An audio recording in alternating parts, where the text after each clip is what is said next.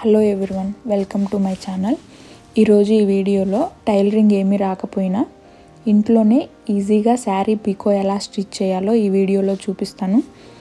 ముందుగా పీకోకి మెషిన్ పాదం అనేది మార్చుకోవాలి.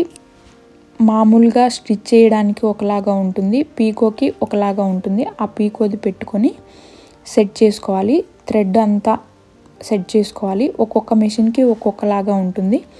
నా మెషిన్కి ఇక్కడ ఇచ్చిన ఇన్స్ట్రక్షన్స్ని ఇదవుతూ నేను సెట్ చేసుకున్నాను.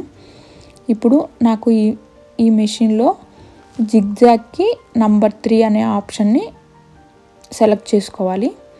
తర్వాత శారీని అంచుని స్ట్రైట్గా కట్ చేసుకోవాలి.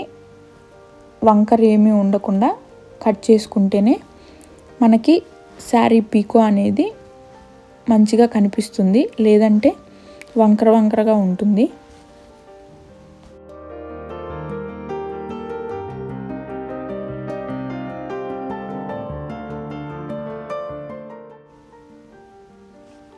ఈ విధంగా స్ట్రైట్గా అంచు అనేది కట్ చేసుకోవాలి.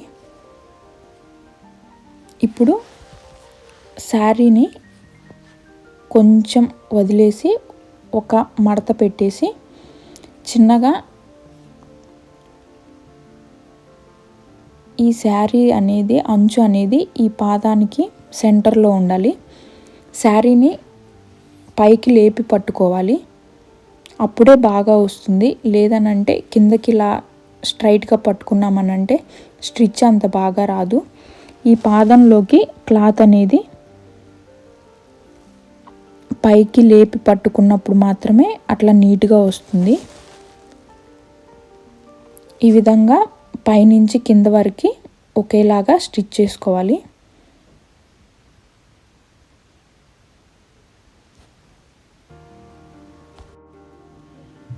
ఐ హోప్ ఈ వీడియో మీకు కొంచెమైనా యూజ్ అవుతుంది అని ఆశిస్తున్నాను. ఈ వీడియో మీకు నచ్చినట్లయితే please like, share and subscribe to my channel. Thank you.